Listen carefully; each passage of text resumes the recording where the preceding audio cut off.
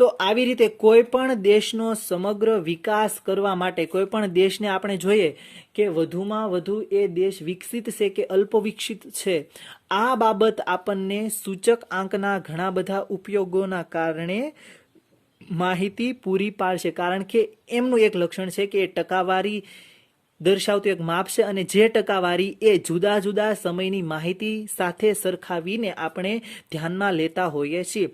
તો આ આપણે જોયું કે સમગ્ર સૂચકાંક છે એમનો ઉપયોગ કઈ કઈ બાબતમાં આપણે કરી શકતા હોઈએ છીએ. ત્યારબાદ હવેની માહિતી આપણે તો હવે આપણે જોવાનું છે કે આપણે સૂચકાંકની ગણતરી આધાર વર્ષને ધ્યાનમાં રાખીને કરવામાં આવતી હોય છે. તો આ આધાર વર્ષને આપણે જે ધ્યાનમાં રાખીને કરવાની આવતી હોય છે એમની અંદર અલગ અલગ બે રીતે એમની ગણતરી કરી શકાતી હોય છે. તો પ્રથમ તો આપણે એમ કહી શકીએ કે જે આધાર વર્ષની રીતે સૂચકાંકની ગણતરી કરવામાં આવે છે એમને અચલ આધારની રીતે સૂચકાંકની ગણતરી અથવા તો સ્થિર આધારની રીતે સૂચકાંકની ગણતરી. જો કેટલી જગ્યા છે કે જેમની અંદર સ્થિર આધારની રીત એમ પણ લખવામાં આવ્યું છે, તો અચલ આધાર અથવા તો સ્થિર આધાર એમ અલગ અલગ ન કહેતા આપણે એમ કહી શકીએ કે અચલ આધાર અને સ્થિર આધાર એક રીતે આપણે દર્શાવી શકીએ.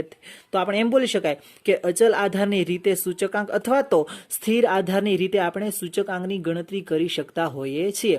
ત્યારબાદ બીજી એની રીત છે એ છે પરંપરિત આધારની રીતે સૂચકાંક. તો સામાન્ય રીતે અહીંયા આપણે બે આધાર વર્ષની ગણતરી માટે ઉપયોગમાં લઈ શકાય કે એક તો અચલ આધારની એટલે કે સ્થિર આધારની રીતે સૂચકાંકની ગણતરી અને બીજું આપણે કહી શકીએ કે પરંપરિત આધારની રીતે સૂચકાંકની ગણતરી કરી શકાય. તો આ રીતમાં સામાન્ય ઘટનાને એટલે કે અચલ આધારની રીત છે એમની અંદર આપણે જોવામાં આવે તો મેં તમને કીધું હતું કે સૂચકાંકના સૂત્ર પ્રમાણે સૂચકાંક આઈ એટલે કે ઇન્ડેક્સ નંબર દ્વારા આપણે અહીંયા આપણે આઈ વડે સૂચકાંકને દર્શાવતા એ અચલ આધારની રીતના સૂત્રમાં ઉપયોગ કરવાથી આપણે એ જોઈ શકાય કે ચાલુ વર્ષની કિંમત ભાગ્યા આધાર વર્ષની ચલ કિંમત ગુણ્યા 6.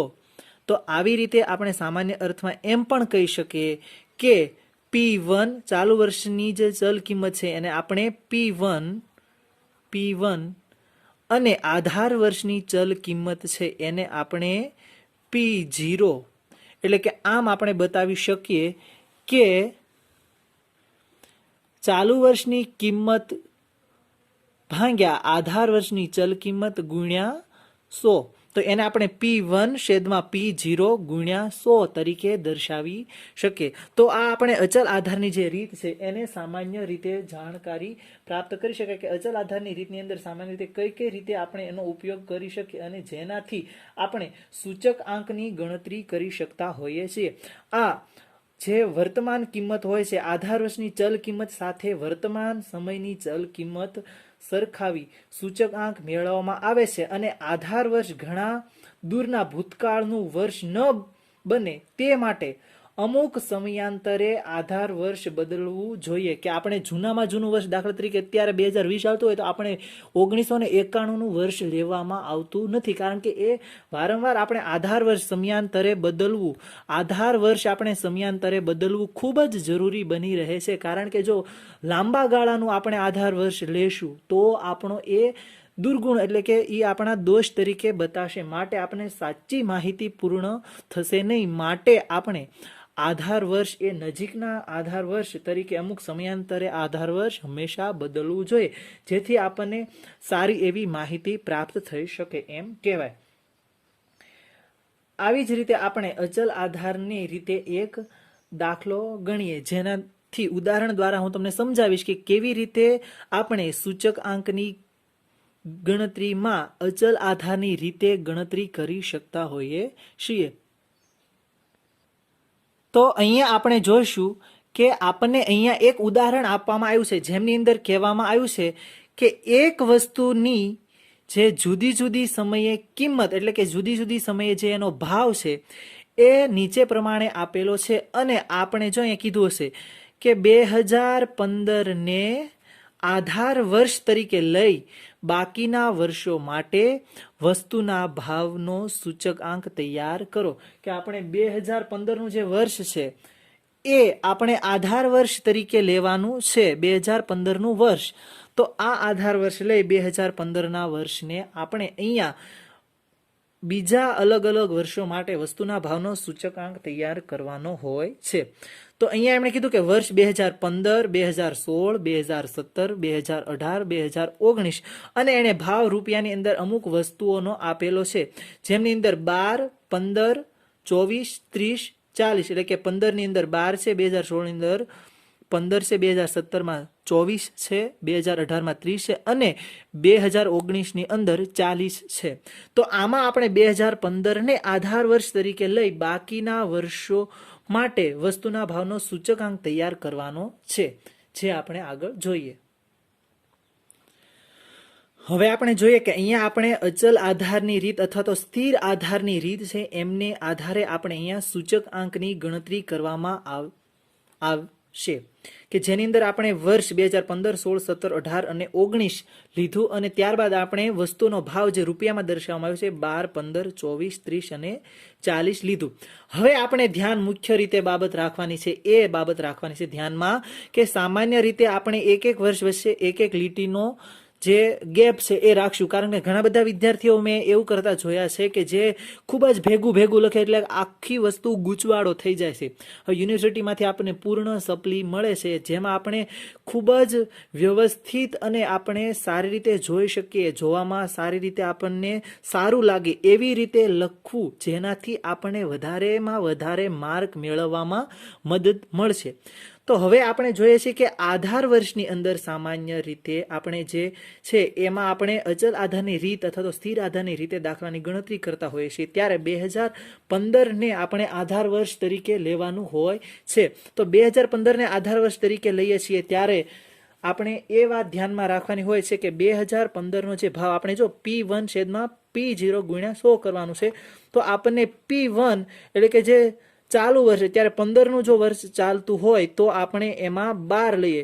પરંતુ હવે એ બાબત આપણે મુખ્ય રીતે ધ્યાનમાં રાખવાની છે કે જ્યારે 2015નું વર્ષ આપણે આધાર વર્ષ તરીકે જ લેવામાં આવ્યું છે, તો એની આગળનું વર્ષ આપણને આપવામાં આવ્યું નથી, ત્યારે સામાન્ય રીતે આપણે એ જ વર્ષને આધાર વર્ષની કિંમત તરીકે ગણી અને ગણતરી કરવી જોઈએ, જેના કારણે સામાન્ય રીતે આપણે વધારેમાં વધારે આધાર તરીકે મૂળભૂત રીતે અહીંયા આપણને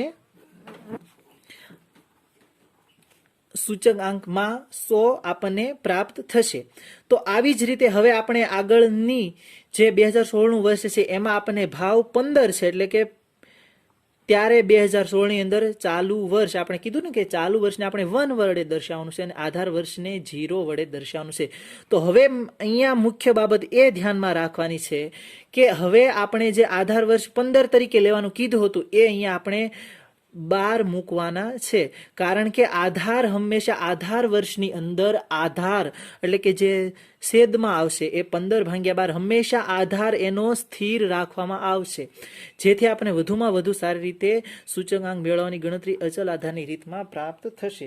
તો અહીંયા આપણે 125 મળશે. ત્યારબાદ 2017ને આપણે ચાલુ વર્ષ તરીકે લેવામાં આવે તો આવી રીતે થશે અને આપણે આધાર હંમેશા સ્થિર રાખવાનો છે, જેના કારણે આપણે અહીંયા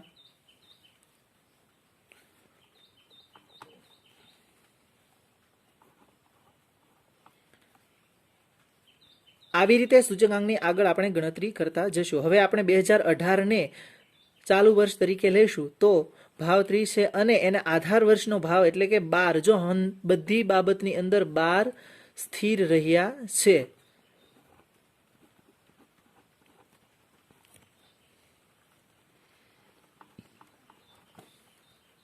અને છેલ્લે અહીંયા પણ 12 આપણને સ્થિર જોવા મળશે. તો સામાન્ય રીતે આ બાબતને ધ્યાનમાં રાખી અને આપણે આધાર જે છે એ અચલ આધારની રીત અથવા તો સ્થિર આધારની રીત છે એમની અંદર આવી રીતે આપણે ગણતરી પ્રાપ્ત થશે કે કોઈ પણ જે સૂચકાંક છે એ આપણને આવી રીતે પ્રાપ્ત થશે. હવે આપણે અહીંયા સ્કેલથી યોગ્ય રીતે લાઇનિંગ કરી દઈશું, જેના કારણે આપણને વધારેમાં વધારે સારી રીતે માહિતી પ્રાપ્ત થશે અને આપણને જોવામાં પણ સારી રીતે યોગ્ય લાગે એવી રીતે આપણે અહીંયા જોઈએ તો આ રીતે આપણે અચલ આધારની રીત છે એમની અંદર મુખ્ય બાબત વારંવાર ધ્યાનમાં રાખવાની છે એ છે કે એનો આધાર બદલાતો નથી. હજી એકવાર યાદ કરી લેજો કે આધાર વર્ષની અંદર જે આપણે અચલ આધારની રીતે ગણતરી કરીએ છીએ એમની અંદર આધાર બદલાતો નથી, આધાર સ્થિર રહે છે. હવે આપણે જ્યારે બીજી જોશું કે પરંપરિત આધારની રીતે જો આપણે ગણતરી કરશું એમની અંદર એનો આધાર બદલાતો હશે, એટલા માટે આ અચલ આધારની રીત અથવા તો સ્થિર આધારની રીતે જે ગણતરી કરવાની છે એમની અંદર મુખ્ય બાબત એ જોવાની છે આપણે કે એમનો આધાર બદલાતો નથી, એમાં આધાર બધામાં સ્થિર રહે છે અને આવી રીતે આપણે સૂચકાંકની ગણતરી કરી શકીશું. તો હવે આપણે જોવા માટે એ બાબત ધ્યાનમાં લેવી જોઈએ કે અચલ આધારની રીત છે જેમ કોઈ પણ વ્યક્તિના ગુણદોષ અલગ અલગ હોય તો એવી રીતે અચલ આધારની રીતના પણ થોડાક ગુણદોષ છે જે આપણે ધ્યાનમાં લેવા જોઈએ. હવે આપણે આ ઉદાહરણ દ્વારા જે સમજ્યા કે અચલ આધારની રીત અથવા તો સ્થિર આધારની જે રીત છે એમની અંદર આપણે જે અલગ અલગ બીજા સમ હશે એ હું તમને વોટ્સએપની અંદર મોકલીશ, જે તમારે વધુમાં વધુ એમની વારંવાર ગણતરી કરવાથી તમને વધારે સરળ થતા જશે. તમને એટલું બધું અઘરું પડશે નહીં અને સામાન્ય રીતે આંકડાશાસ્ત્ર એટલું બધું અઘરું પણ છે નહીં, એટલા માટે તમને ઝડપથી અને સરળતાથી જે રીતે સમજાવી શકાય એવો હું પ્રયત્ન કરીશ. ત્યારબાદ આપણે જોઈએ કે એમના સામાન્ય રીતે એ આપણને ગુણ જોવા મળે છે કે આ રીતની અંદર સૌ પ્રથમ તો આપણે કહી શકીએ કે આપણને ગણતરીમાં સરળ છે. શું કામ ગણતરીમાં સરળ છે? કારણ કે આપણે બીજું કંઈ યાદ રાખવાનું નથી. આપણને જે આધાર વર્ષ આપ્યું હોય એ આધાર વર્ષ આપેલું હોવાથી આપણે વારંવાર એનું એ જ વર્ષ લેવાનું છે અને ઉપર જે ચાલુ વર્ષ હોય એ મૂકવાનું છે, એને ગુણ્યા 100 કરવાનું, એટલે સરળતાથી આપણને એની ગણતરી પ્રાપ્ત કરી શકાશે. એટલા માટે આપણને આ રીત ખૂબ જ સરળ છે એમ કહી શકાય. ત્યારબાદ ચલની કિંમતમાં થતા લાંબા ગાળાના જે ફેરફારોની સરખામણી છે એના માટે આ રીત ઉપયોગી છે કે જે ચલની કિંમતમાં લાંબા ગાળાએ ફેરફારો થતા હોય એમની સરખામણી કરવાની હોય ત્યારે આપણને આ રીત ખૂબ જ મદદરૂપ થતી હોય છે. આ રીતની અંદર સામાન્ય રીતે આધાર વર્ષ અચળ હોવાથી જુદા જુદા સમયની ચલ કિંમતમાં થતા સાપેક્ષ ફેરફારોની ગણતરીમાં અને સરખામણીમાં એક સૂત્રતા જળવાય. હવે આપણે જોઈએ કે જે પરંપરિત આધાર છે એની અંદર આવી એક સૂત્રતા જળવાતી નથી. આની અંદર આપણે બધા જ વર્ષનું એક જ સરખું માપ અને અચળ રહેતું હોવાથી આપણે એમની અંદર જે ફેરફારો સાપેક્ષ થયા છે એની ગણતરીની અંદર સરખામણી એક સૂત્રતા જળવાઈ રહે છે. તો આ એમના ગુણ તરીકે એટલે કે એના ફાયદા તરીકે આપણે દર્શાવવામાં આવેલું છે. ત્યારબાદ જેમ કોઈ પણ વ્યક્તિના ફાયદા હોય અને સામે ગેરફાયદા પણ હોય છે એમ આપણે આ સ્થિર આધારની રીત છે પરંપરિત આધારની રીત કરતા કઈ રીતે એની અંદર મર્યાદા આપણને જોવા મળે છે, તો એમના દોષ એટલે કે એમની મર્યાદા પણ છે. તો આ અચલ આધારની રીતની કેટલીક મર્યાદાઓ છે જે આપણે જોઈએ. તો આમાં તો આપણે કહી શકીએ કે જે અચલ આધારની રીત છે એમની અંદર આપણે કેટલીક મર્યાદાઓની અંદર જોઈ શકાય કે જેમ સમય બદલાતો હોય છે એમ સાથે સાથે ગ્રાહકોની જે ટેવ હોય, એની રુચિ હોય, એની ફેશન હોય, આ બધી વસ્તુની અંદર બદલાતી હોય છે અને તેથી ગ્રાહકની વપરાશી વસ્તુઓ પણ બદલાય છે. પરંતુ આ રીતની અંદર જેનો વપરાશ ઘટી ગયેલો હોય છે એવી વપરાશી વસ્તુઓને દૂર કરી શકાતી નથી, કારણ કે આમાં જે વસ્તુ આપણને પ્રાપ્ત થઈ છે એ આપણે આધાર વર્ષ તરીકે જ લેવાની હોય છે, માટે એમાં ઘટાડો કરી શકાતો નથી, માટે એ એનો દોષ બને છે. ચલની કિંમતમાં થતા ટૂંકા ગાળાના જે ફેરફારો એ સરખાવા આ રીત અનુકૂળ નથી. હવે જે આપણે ચલની કિંમત છે એમની અંદર જે ટૂંકા ગાળામાં ફેરફાર હોય, ઘણી બધી વસ્તુઓ હોય કે એ કોઈ પણ ઋતુ આવવાના કારણે એની માંગ વધી જાય, માંગ ઘટી જાય, તો આ ટૂંકા ગાળાના જે ફેરફારો છે એ આપણે એમાં સરખાવી શકતા નથી, કારણ કે કોઈ પણ વર્ષ હોય તો એમાં વધારે વરસાદ પડ્યો હોય તો એમાં લોકોને છત્રી ખરીદવાની અથવા રેનકોટ ખરીદવાની શક્તિ વધી જાય, તો અમુક વર્ષની અંદર એ વરસાદ ઓછો પડ્યો હોય તો ત્યારે જો આધાર વર્ષને ધ્યાનમાં રાખીને કરવામાં આવે છે તો એના કારણે આપણને પૂર્ણ માહિતી પ્રાપ્ત થતી નથી, માટે એ એમની એક મર્યાદા બની રહે છે. ત્યારબાદ બહુ જ લાંબા ભૂતકાળનું વર્ષ આધાર વર્ષ તરીકે લેવામાં આવ્યું હોય તો સરખામણી યોગ્ય ગણી શકાય નહીં. મેં તમને આગળ પણ કીધું હતું કે જો આપણે આ સ્થિર એટલે કે આ અર્થની અંદર આપણે ધ્યાન આપીએ કે જે અચલ આધારની રીત છે એમાં જો આધાર વર્ષ ખૂબ લાંબા સમય એટલે હવે આપણે જોઈએ કે 2020 ને 1991 સાથે સરખાવવામાં આવે એમની વસ્તુની કિંમતો સાથે, તો ખૂબ જ સરખી રીતે આપણે સરખાવી શકતા નથી.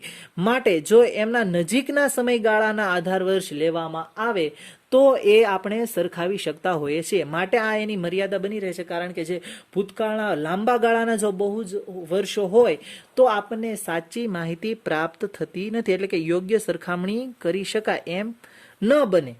માટે આ આપણે જોયું તો આજે આપણે જે વસ્તુનો અભ્યાસ કર્યો એમની અંદર આપણે જોયું કે આપણે સૂચકાંક કોને કહેવાય, સૂચકાંકના શું ગુણધર્મો હોય એના, એટલે કે એના લક્ષણ શું હોય, એનો ઉપયોગ કેવી રીતે થાય. અમને એની જે બે અલગ અલગ રીતો આપણે જોઈ કે એમની અંદર પહેલી રીત હતી કે અચલ આધાર હતો તો સ્થિર આધારની રીત. તો સ્થિર આધારની રીત કોને કહેવાય, તો એમના ફાયદા, એમના ગેરફાયદા અને એમનું ઉદાહરણ સાથે આપણે આજે જોયું. હવે આગળના લેક્ચરની અંદર આપણે જોશું કે પરંપરિત આધારની રીતે કેવી રીતે ગણતરી કરી શકાય.